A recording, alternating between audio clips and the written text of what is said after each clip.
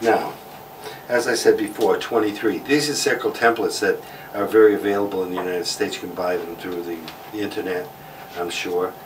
Timely makes this particular one. It's done in a metric. It's done in a metric sizes by, looks like it does quarter millimeter size. It'll be like 7.25, 7.5, 7.75, yeah. So it's quarters. Now what I need to do is, I had done 23 here. When I folded the paper, this crease is going to become very handy because in the template there are these holes that line up. And when you look through the holes, you can actually see what the diameter is and line up with the seam on the center of the design. And I had written 23, and my two little holes line up perfectly on my seam. So I can bring this down now, go down to here and draw a circle like this. Draw it lightly, don't make it too heavy. Later on you'll reinforce it. Now the inside diameter of an average lady's fingering is 7.5. That's standard for, I think, the world.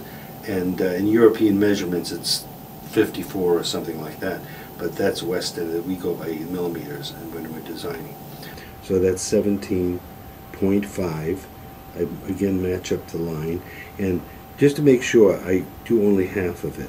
I don't go all the way around, because if I were off, you'd see the line off, and I rub the last part off myself like that. So now what I have is the side view of the ring without the setting. The stone is not on the ring yet, and at this point the rulers come in handy because we're going to use the line, the center line again, to bring down and project the stone, so the stone is mounted on the side view, and we need the exact location of that. If you do one half and rub it off on the other side, you're more apt to be accurate than if you try to go from one side to the other side with a ruler. This way you know it's exactly where it's supposed to be on that. You're going to take the eraser, and the line that's here, you're going to erase the center section where the setting is, because you're going to be drawing in this area and put the setting inside.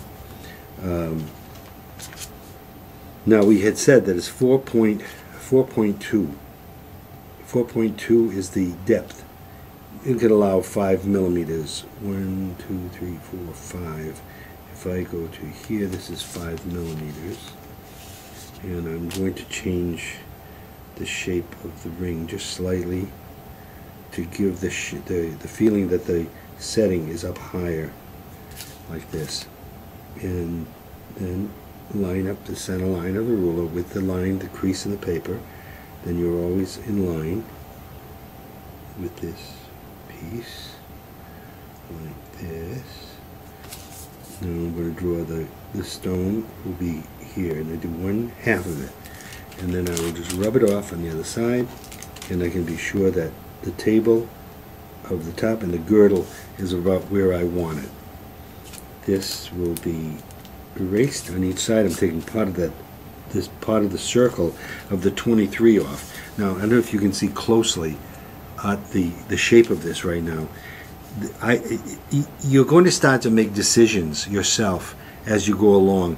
When you look at the top, it has a very light look, but the side look is a little bit heavier. But if I make it the same thickness all the way around, it's going to be very boring. So what I want to do is I want to try to give the side of the ring more interest, almost than the top. The main story on the top is the stone when you look down on the ring. But when you look on the side of the ring, you want to do something interesting on the side. So what we're going to do is we're going to build a setting into the side here, and then we're going to do something interesting here on each panel on each side. This would be reflected on both sides of the ring, so it would be on this side of the ring and it would be on this side of the ring in both areas, here, here, here, and here. And that will give the ring a much more interesting look. What I'm going to do is I'm going to do some pave down the top of the ring on each side, which are going to be simple little diamonds going down with the stone on the top with the 4 prongs. Those 4 prongs now will be the next step that I put onto this ring. I'm going to put the prongs into the rings here. There's going to be one approximately here, and that again will be reflected onto the other side like this. So then we'll have our prongs in place. Let me do that. and bring this down here like this. Now, there's the lines that I carried down here are kind of interfering with what my eye to the design. So I'm going to remove a little bit of those lines where I don't need them. Right here on each side, I'm going to get rid of these lines here. Then I can get a better feeling for the overall ring. Then I'm going to take the side of this, and from here, I'm going to make this come like this. And really, what I would say I'm doing right now, I'm flying by the seat of my pants. I'm taking a chance. It's called risk when you're designing. You have to risk and take a chance. There's always the eraser, you can always erase. But for me, I've been doing it a long time, and I have a tendency to feel that I'm doing the right thing. Now what I'm going to do is I'm going to put some of the little diamond areas onto the side of the ring like this. And this is going to be paved on the side. And this is where creativity comes in. See, now that you can see the one side of this piece when I'm doing it. Unfortunately, you're over there, but there are other people. There's someone else taking pictures at this end and seeing how this actually looks, which will be shown as well. I want to take this now, and again, reflecting onto the other side so that it matches. It will be like this. So now the ring is starting to take a shape where now I get a feeling of the diamond on the side of the ring. Like this. It's rather modern, a modern ring. It's not old-fashioned. It has a, I think it's feminine. It's not masculine at all. And then underneath the stone, we're going to have the girdle of the stone right here. We're going to have a little bit of the gallery work here. And in here, I'm going to take, because I've got this line coming here and this line coming here, I want to, instead of just making a straight line, I want to do something a little interesting here. I want to take and make this line go up with a small piercing right there. And again, when you blow this up at 300%, you're going to really see all these little details. But when you're at 300%, you're going to realize that everything works because you did it down at actual size. Now another thing too is this shank, the way the shank is made, it's rather round here.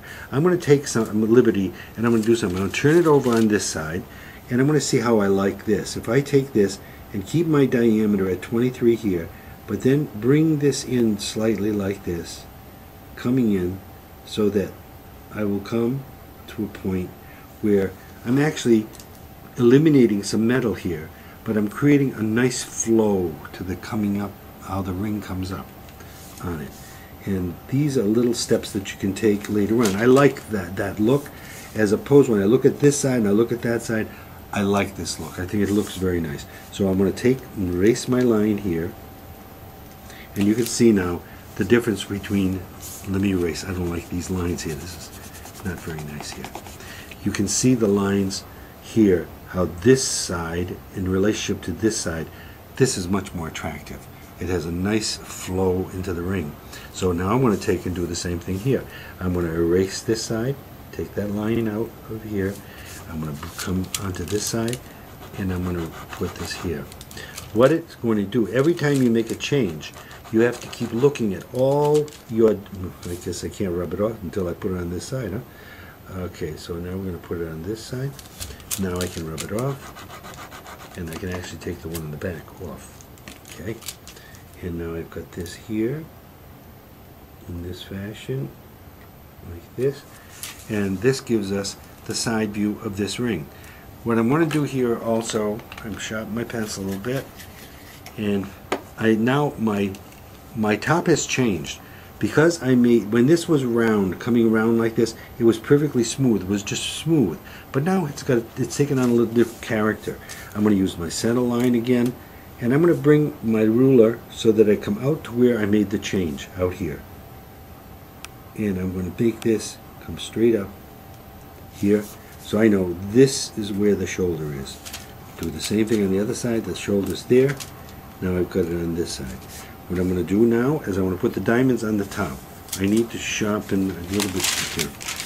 sharpen a little more here my pencil, because it's got to keep your pencil sharp all the time and keep that needle point, because when you want to make little thin edges like along this line here, and you want to go, yes, they did, and I'm going to bring that pencil line, bring these little thin walls up like this, and I'm going to put the diamonds in. Now I'm going to start on the outer.